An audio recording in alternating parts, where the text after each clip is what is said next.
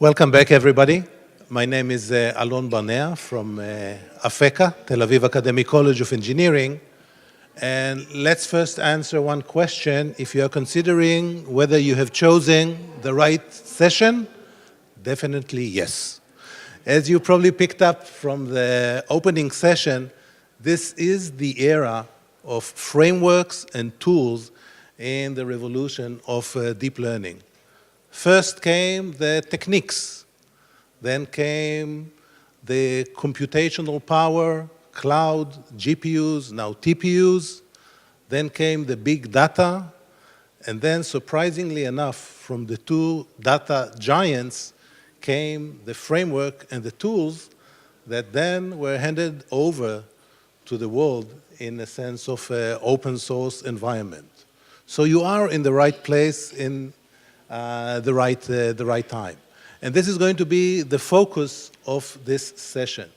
From both a researcher perspective and a user perspective, Elia, that I will represent in a minute, will cover these frameworks and mainly the PyTorch, both imperative and declarative environment, and go through with us how they are actually harnessed for real-life application. So Elia comes to us from Facebook AI research group, FAIR. He's a PhD student by Professor Leo Wolf that you heard in the morning. He had his BSc from the Technion in electrical engineering, master degree from the Tel Aviv University, also in electrical engineering, focusing, surprisingly enough, on deep learning and signal processing. So without further ado, I welcome Elia Nachmani, and we'll spend together with him the next hour. Elia, please.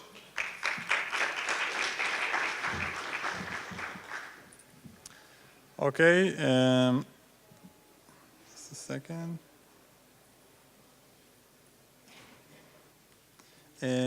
So first, let me thanks to all of the people that contribute to the PyTorch framework, the name display in this slide. Okay, so the overview of the talk is going to be like this. First, I will talk about deep learning frameworks in general, and we will see how we can build a computational graph with them. And then we see how we can decompose deep learning frameworks into declarative type and into imperative type. Basically, declarative type is a framework that you need to declare your graph, you need to compile it, and then you need to send it to some engine to run.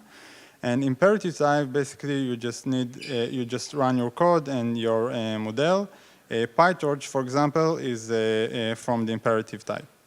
After that, I will talk about PyTorch and what this framework provides. And then we will see an example of how we can build a text-to-speech system with PyTorch. Okay, so in general, deep learning framework allow us to build a computational graph. Computational graph is composed from variable nodes that connected to each other with a mathematical operation.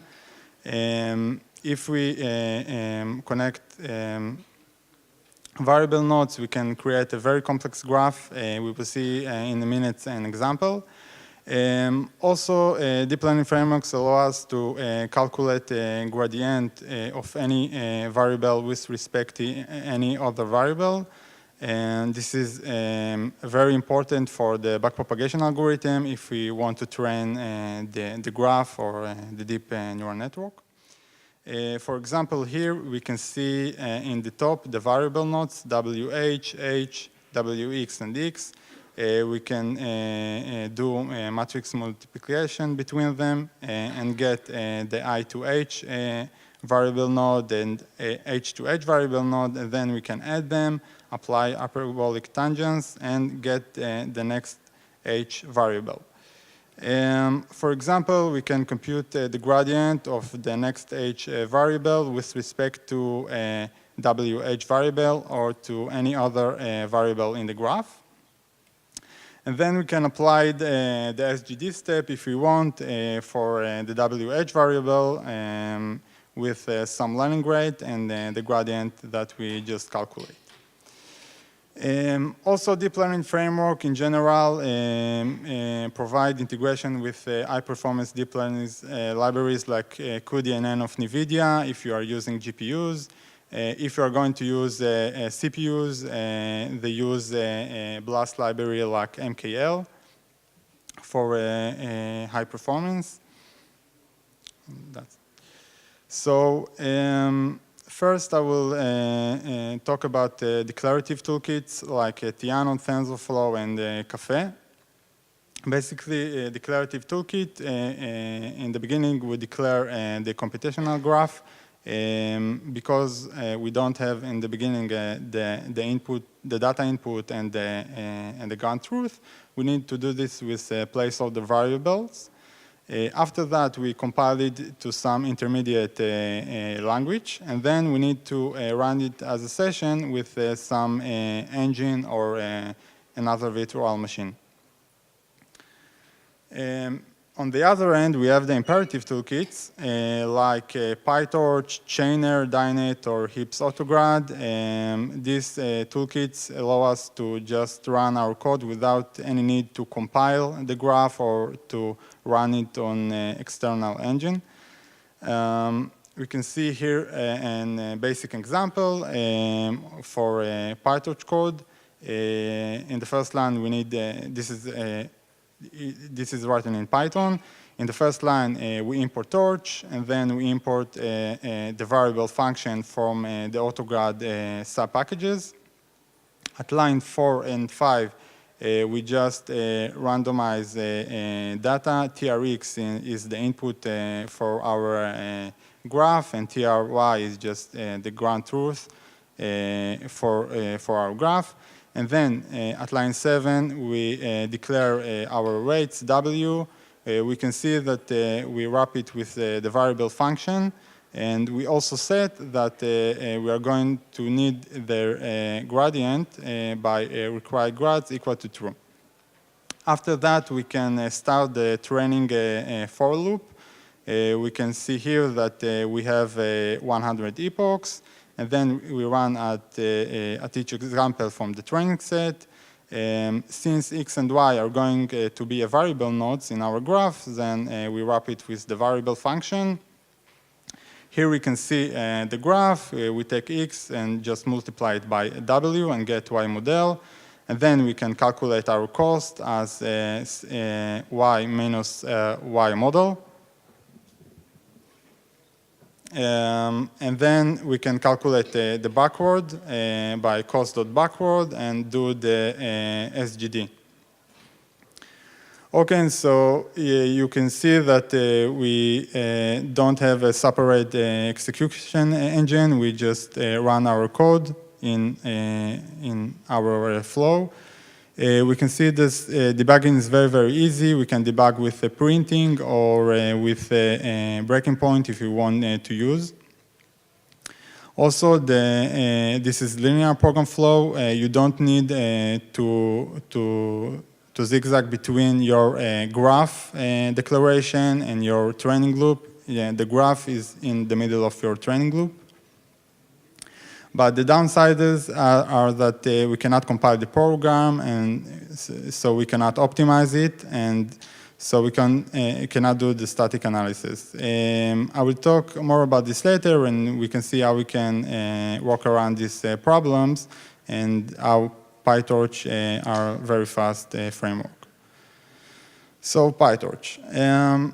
PyTorch are composed from 4 sub-packages. The first one is the Autograd package, which allows us to build deep learning and reinforcement learning algorithm. The second sub-packages is the ND library with GPU support. It's a NumPy alternative. We will see also in examples.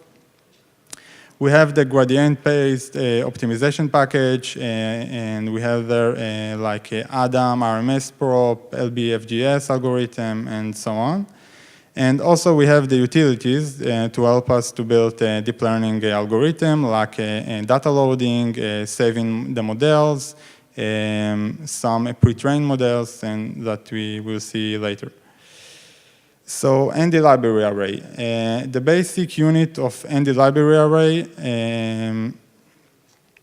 of PyTorch is the torch.tensor. This is very equivalent to np.nd array. It has more than 200 operations, very similar to NumPy. We will see in a second how this is similar. We have very fast accelerating on NVIDIA GPUs. Here we can see an example for code in NumPy and code in PyTorch that does the same things. We can see, for example, in this line how we can create a random data with NumPy by np.random.randn, and the equivalent in PyTorch is just torch.rand, randn with the dimensions that we want to see. Also, we can see that the training loop is very, very similar to NumPy. Here we can see that if you want to do a forward pass of a fully connected layer, in NumPy we have x.w1, and in PyTorch is just x.matrix multiply w1, and like the ReLU activation function is just .clamp, and this is equivalent to np.maximum. So this is very straightforward to go from NumPy to PyTorch and from PyTorch to NumPy, and you will see it. Okay, so we will see here some examples how we can construct tensors and go from NumPy to PyTorch. Here we can see an example how we can initialize some tensors of 5x3 matrix, and we can print it here. Also, we can see how we can create a randomly initialized matrix like a torch.randn 5x3. We can also get its size, x.size, or like NumPy, we can do x.shape. We can also do indexing like NumPy, which is very, very convenient. Like we take x and extract the second columns like this. Also, all the calculation of element-wise with a matrix we can do in PyTorch. This is very, very easy, like x plus y, and so on. Here, for example, we can see how we can how we have a bridge between NumPy and PyTorch.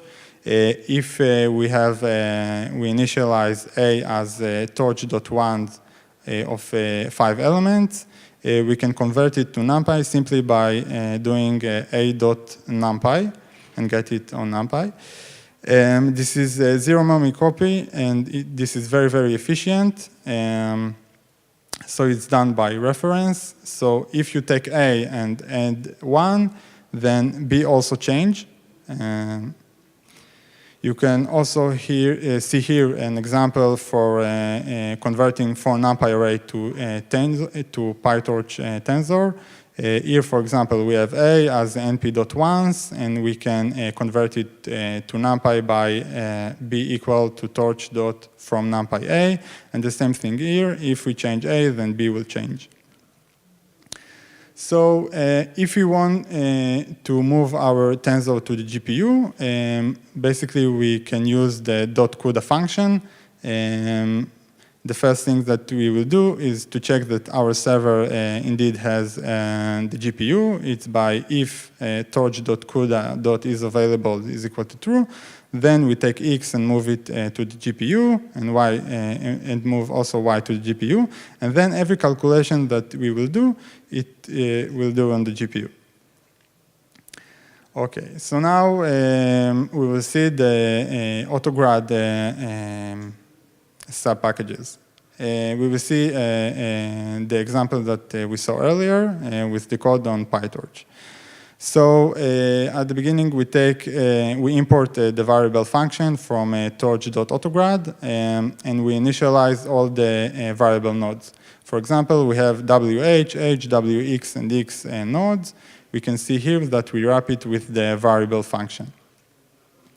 After that, we take WH, WX, and X and do a matrix multiply and insert them to the I to H tensor and do the same things for H to H.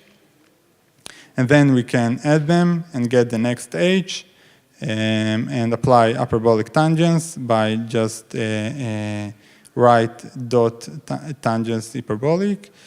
And after that, we can do the backward. We can take next H dot backward and calculate the gradient with respect to any other variable in this graph. This is a vanilla RNN example. And also, you can give here a tensor that will multiply the Jacobian of the gradient.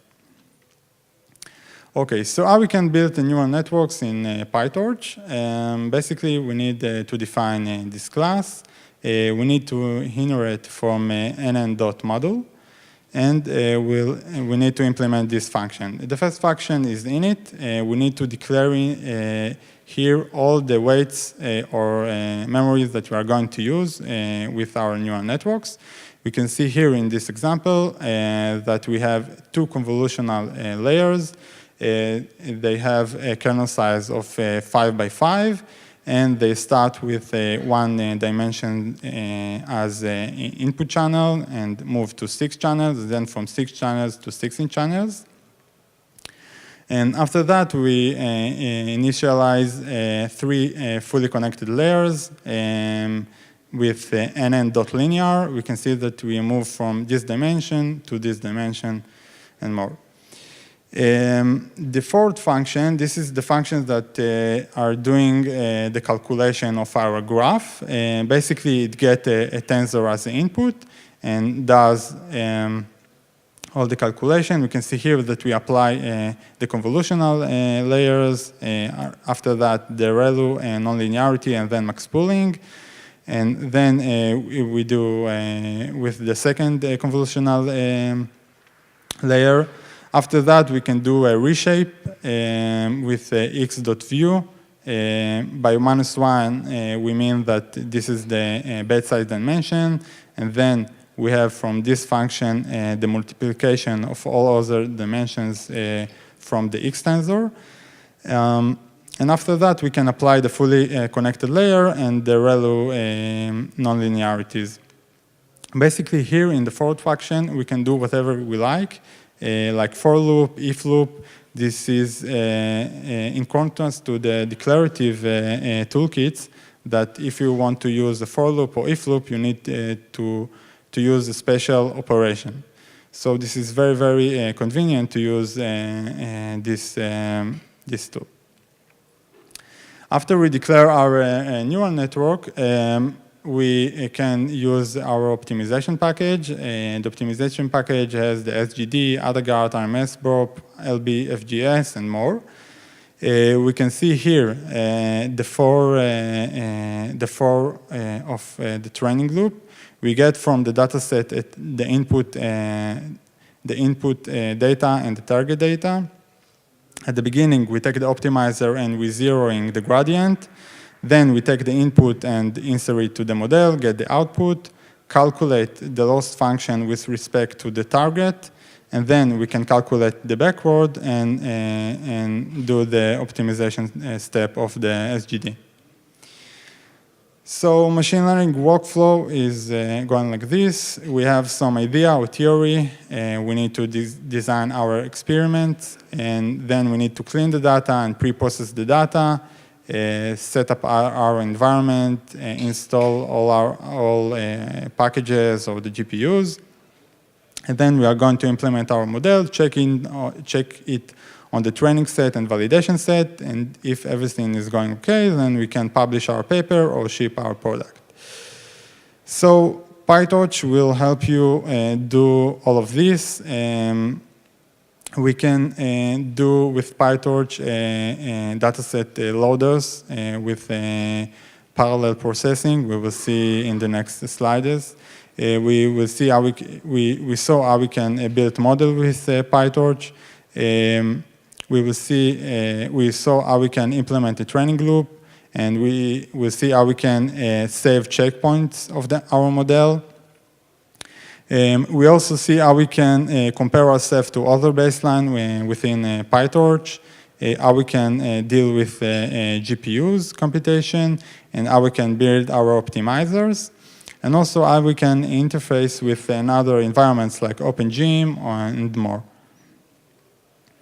So writing data loaders, we know that every data set is slightly different, and we need to pre-process it and normalize it differently. And we also want it to be multi-threaded, so the GPU will feed with data fast enough. So the PyTorch solution is a shared data loader across the community. We have data loader for all the public datasets like MNIST, COCO, LSAN, ImageNet, CIFAR10, and more. We also have a solution if you have your code of pre-processing data. You can use it.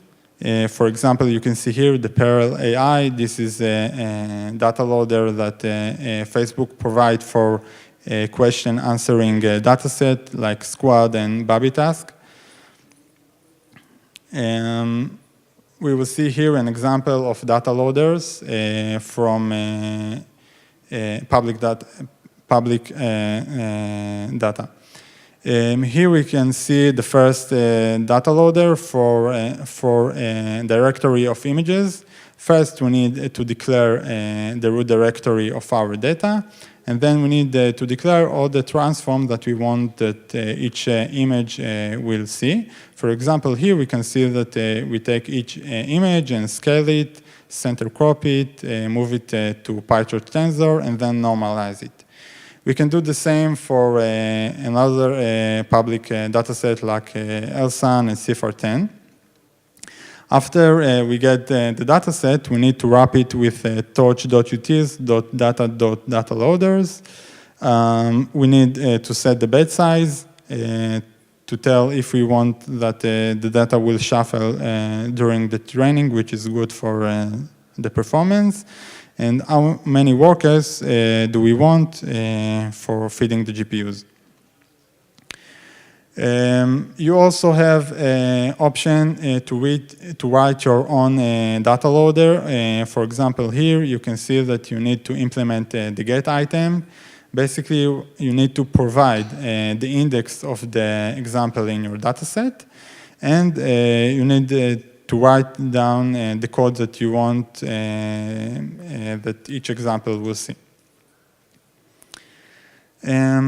Also, under the hood of the data loader, there is the torch.multiprocessing. This is a fork of Python multiprocessing. It also has the thing that the tensors are shared across the processes. So if you change one example in one process, it will affect the same one in another process. You can also interference with the environment like a car simulator or video games or a simulator from the internet like Universe or OpenGym, whatever you like. For debugging with PyTorch is very, very convenient and easy comparing to other frameworks.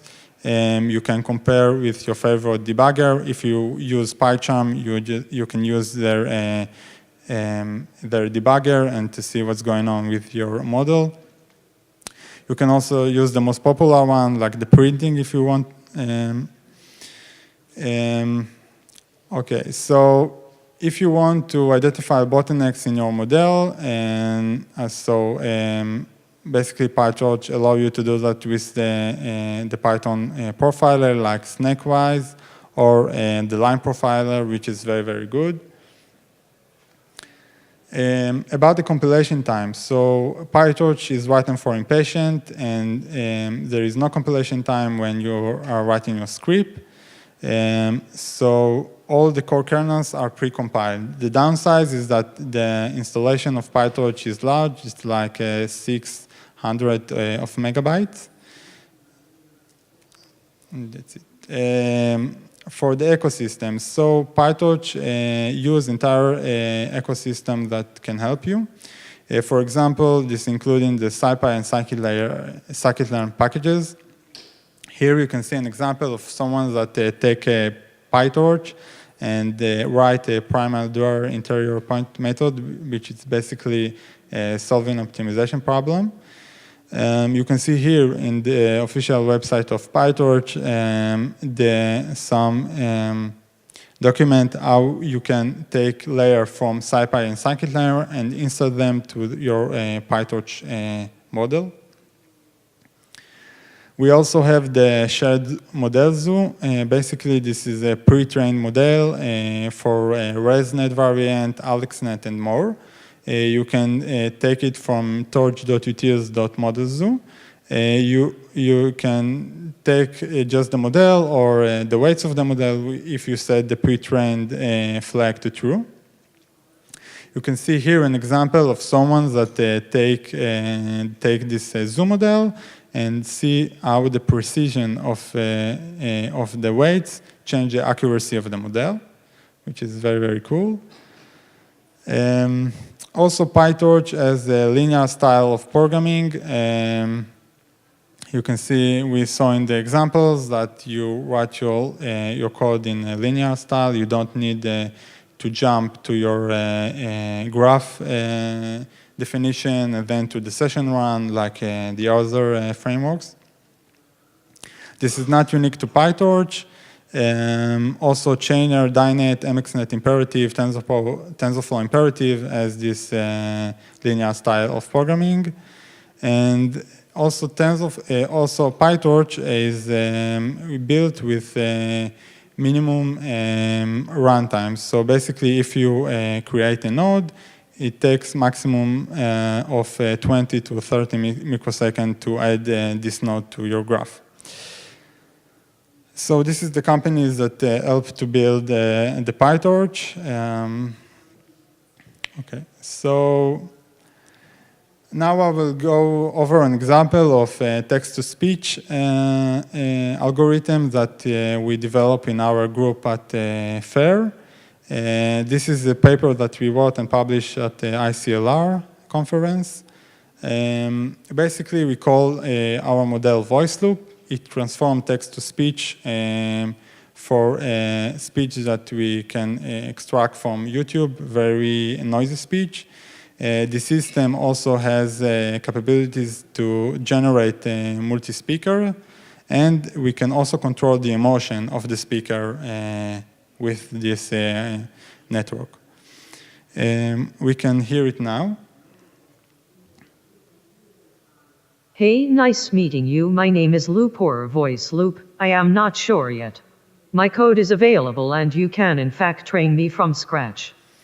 And this is just a training over synthetic data. After that, we take it and train it on Trump voice that we take from YouTube, so we can hear it. I am extremely happy and excited to officially announce my candidacy to the President of the United States. We also can make him be hanger. I am extremely happy and excited to officially announce my candidacy to the President of the United States. Okay, so this is the demo of the voice loop, and now I will go over the architecture, and then we will see how we can build it on PyTorch.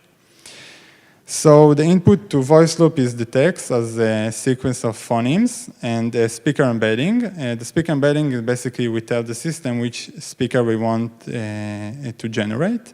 The output of the system is the speech as a vocoder features. Voice loop also has the attention mechanism that read the text. And the training process is done with teacher forcing, and we train it with an MSE loss. The architecture is going like this. We have in the input the sentence. We have the attention mechanism that focus on some phonemes or word from our sentence. We take these phonemes with the speaker embedding and the output as the previous step. run it over some deep neural networks, and then we can generate the next speech sequence. So basically, we have encoder and decoder in our system. The encoder part is the part of taking the text and convert it to phoneme with lookup table, and take it the speaker and get the speaker embedding. And the decoder part is just taking the embeddings and generate the speech. The code is available on our GitHub repository if you want to see. You can also take this code and use it as template for your projects. So the code is going like this. Basically, at the beginning, I will go over the imported lines. We will import Wisdom. Wisdom is the packages to visualize the learning curve during the training, or to see what's going on with the prediction or the generating of our speech. We import TQDM. TQDM is a package that allows us to see the progress bar of our training, how fast this is go, and so on. And we also import a torch that we are going to use. And we have import of the data loaders from the data.py, and we import our model loop from model.py, and some utils. Basically, in the beginning, we have the configuration of our networks. We can see here that we can configure how many epochs do we want, what is the seed of the noise generator of our in our networks. This is important if you want to get the same result for different experiments, and so on. Here is the main function of the loop synthesis. First, we create our loop model. We provide the arguments and get the model. And then we write model.CUDA. Basically, we move the model to the GPUs. If we set the argument checkpoint as some path, we will load the weights from pre-trained. Then the loading is done like this. Model.load state dict with torch load. This is very, very easy. We also need to initialize the criterion, the mask MSC loss, and we did it on the GPUs. We also set our optimizer as Atom optimizer. We need to provide all the parameters that we are going to learn. We do it by model.parameters. Basically, if you want to train some of your parameters, not all of the networks, you just need to filter this list. And then you can, here you can set your learning rate. After that, we can start with our training loop. We can send to the train function the model, the criterion, and so on. And also, after we train for one epoch, we can do evaluate. Here we save the model. We check if our evaluation loss is the best so far that we got. Then we save this best model, and every epoch we save our model as the last model. The train loop is very, very easy. We get the model, the criterion, the optimizer, and so on. Basically, we need to modify our model as for the training part. So we write model.train. This is very, very important if we are going to use batch norm or dropout or teacher forcing. And we also wrap the train loader with the DQDM. Here we have this for loop to run all over the training set. Basically, we get from the data loader the text, the feature at the output, and the speaker. We wrap it with this function. Basically, this function take the text and move it to the GPU and wrap it as a variable. And then we see if we are at the start of a sequence, we zeroing our gradient. And we begin with the forward pass. The forward pass, we send the model the text, the speaker, and what the output should be, and get the output. When we get the output, we can calculate our loss with the criterion, and then we can calculate all the gradient with loss.backward. Since voice loop has in the decoder some kind of RNN, the gradient can explode, so we need to check whether the gradient exploding and to zeroing in that case.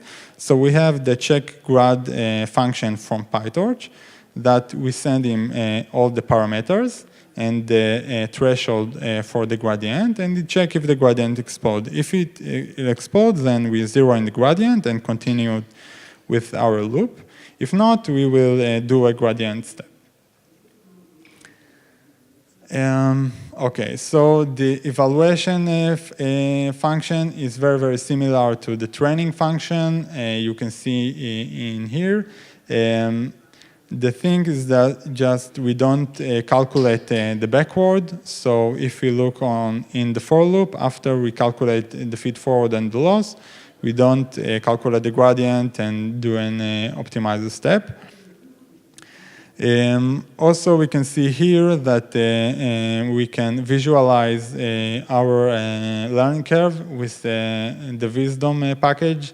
We set if the flag is true, then we run the vis.line. Basically, the y vector is the learning curve, and x is just the x-axis, and so on.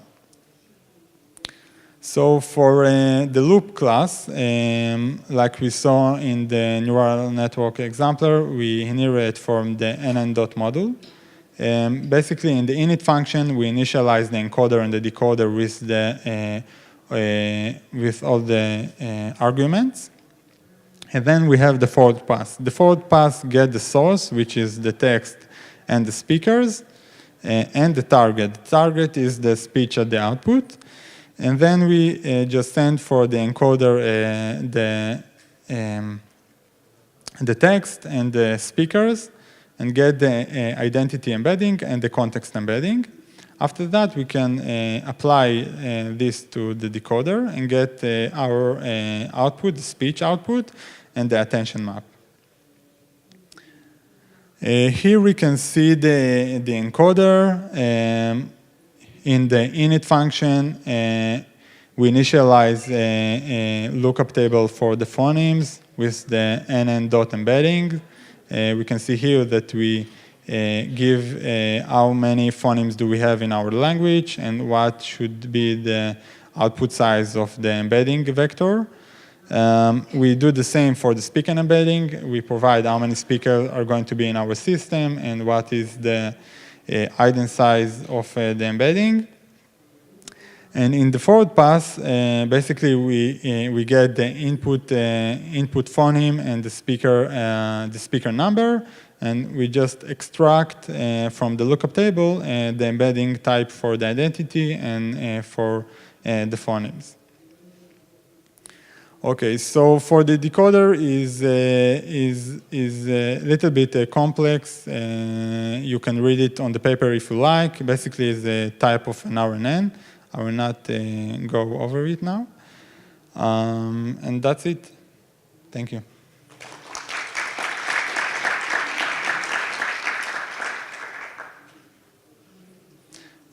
Questions?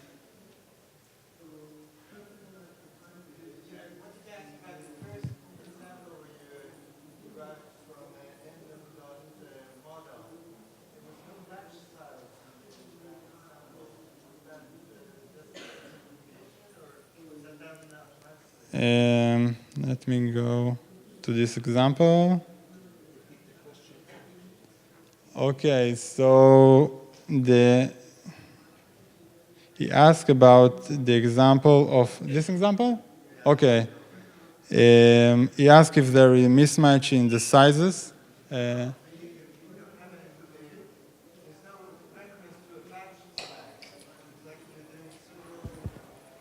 Yeah. Yes, so you don't need to write down your bed size. If you write -1 as the first dimensions, then the PyTorch knows that this is the batch size. Okay?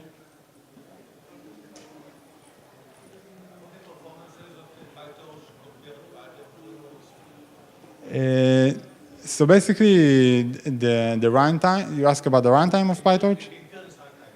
The inference runtime. Okay, so the inference runtime is the same like other frameworks because they use the cuDNN libraries. So basically, all the frameworks has the same runtime. So. And what are the differences between this framework and the Caffe 2, which is also maintained by Facebook? Why there are two frameworks? So Caffe 2, according to what I know, is you need to write in C++, and this is very different from Python. Python has a lot of power for all the packages. And also, Caffe is a declarative type. So you need to define your graph, you need to compile it, which can take you a lot of time. And this is very annoying if you've done research or project.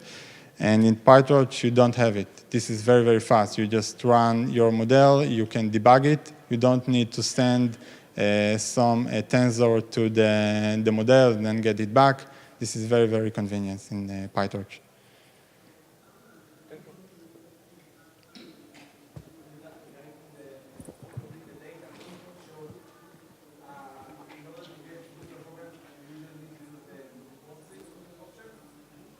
Can you repeat the question, please? And if you have questions on that, you can catch me up later. I'll be happy to tell you a bit more. And I went over some key consideration when choosing your actual inference environment and what's out there today, what you should or should not do, and some use cases. Thank you. Okay. It was the answer for me, right? Yeah, you can ask now. I'm sorry.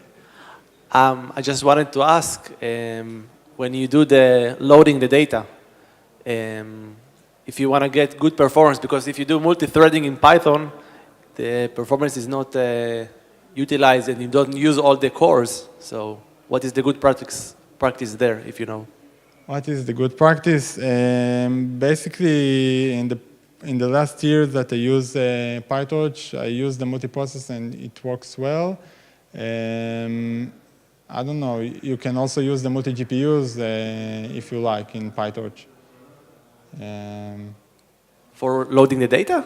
No, not for loading the data, but I don't know, if your model runs very, very slow, so you can use it also.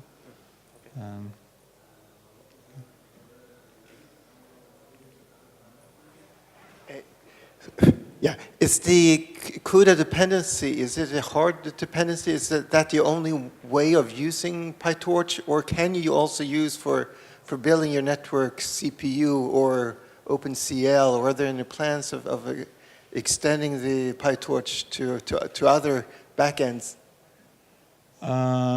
So basically, I think the CUDA is it's very integrated in PyTorch. I don't think you can use it without CUDA. You can try it. I don't know. Okay.